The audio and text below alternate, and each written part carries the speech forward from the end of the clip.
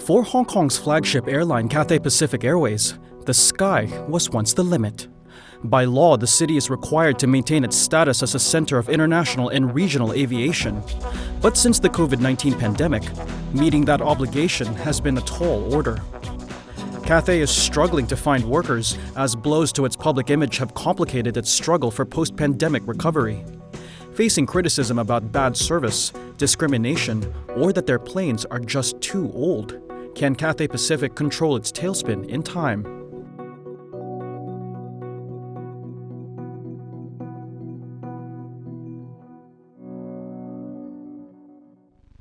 Cathay Pacific rose to dominance in the 1960s as one of the first airlines to connect Asian cities with the rest of the world.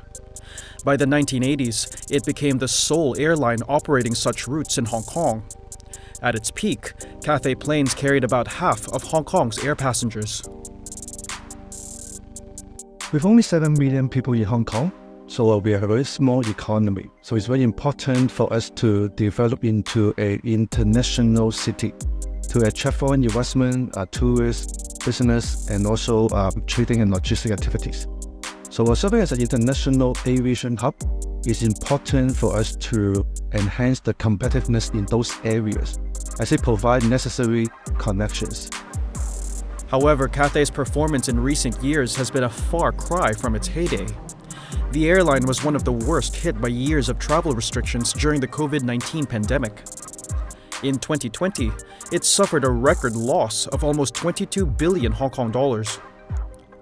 Cathay has nearly 200 planes, but when travel restrictions were at their tightest, Cathay said only 58 people a day were carried by the entire fleet. That passenger load is less than half the capacity of one single-aisle jet. Early in the pandemic, Hong Kong's government initiated a 39 billion Hong Kong dollar bailout. Authorities used half the money to buy up Cathay shares while giving the company a loan of almost 8 billion Hong Kong dollars.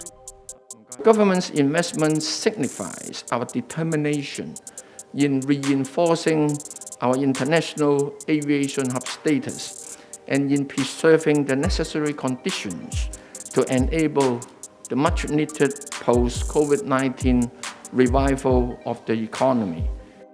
We know that Hong Kong is not a country. It is a really special administrative region of China, but we still call it as a national carrier for Hong Kong.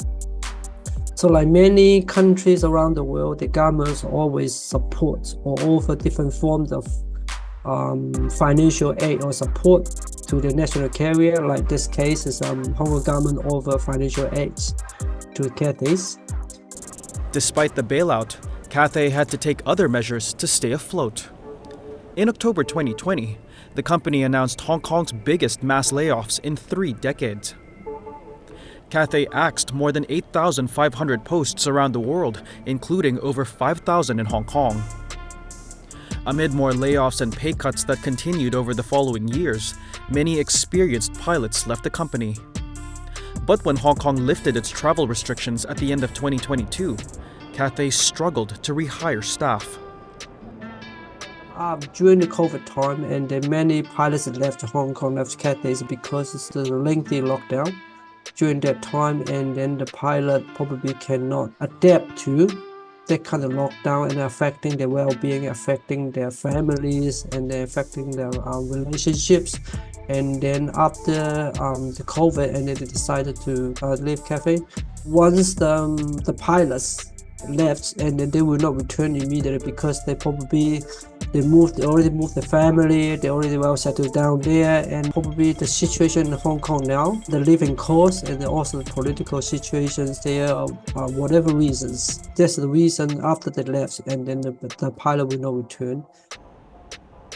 By the end of 2023, Cathay was left with only about 60% of its pre-pandemic staff capacity. By early 2024, flights were frequently being cancelled, in part because of staff shortages. Cathay said it was working on the problem and would return to its pre-pandemic passenger capacity by year's end. Later, however, The company said it could only reach 70% capacity by that target as it pushed the deadline back to the first quarter of 2025. This delay is especially critical as Hong Kong Airport is on track to open a 3-runway system worth 141.5 billion Hong Kong dollars by the end of 2024. So labor shortage is still the key issue for Cathay Pacific to have the full recovery. Although the airline has already tried very hard to hire from local and also from abroad, and then they also try to improve the training and promotional power, improving the salary package. But the shortage of labor is still the major factor limit the capacity expansion.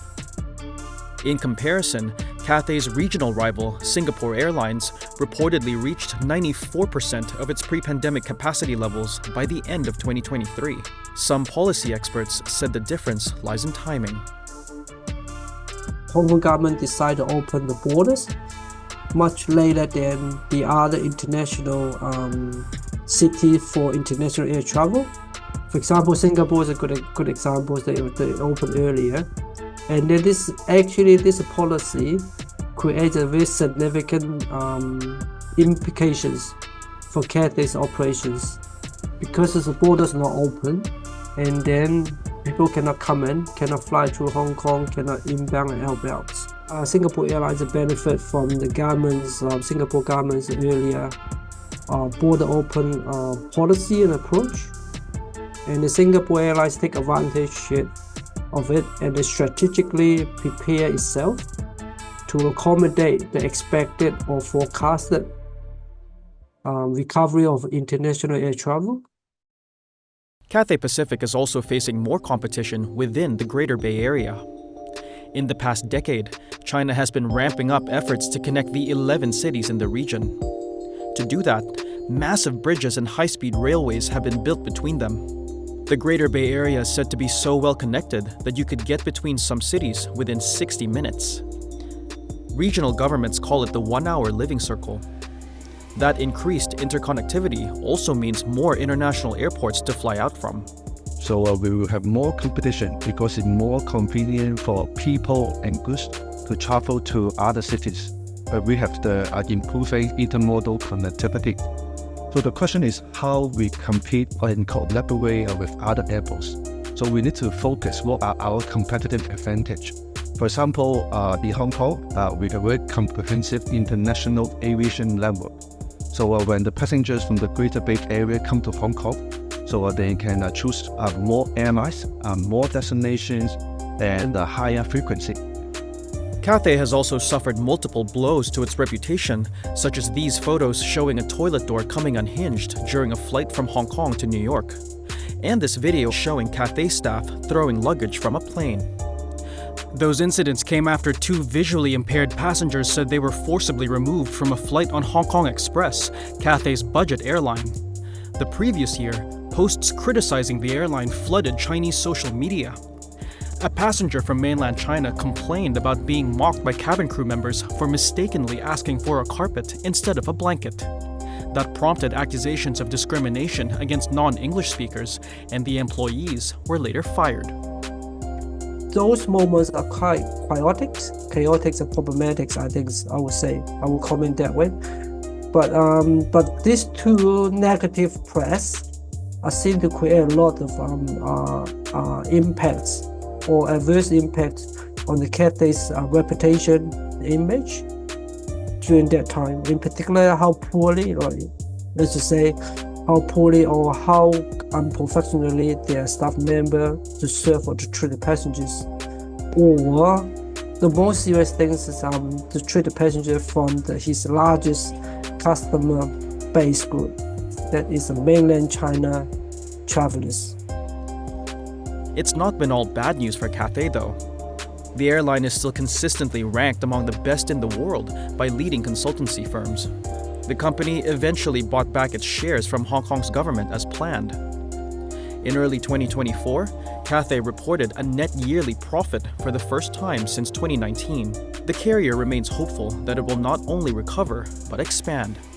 That includes hiring back more people, while also adding more destinations to its network. It's also ordered 100 new aircraft as part of a new investment initiative worth over 100 billion Hong Kong dollars to be generated over the next 7 years. For now, Cathay seems to be climbing back from its lowest point related to the pandemic. But its future still largely depends on whether it has learned enough from its experiences to soar to new heights.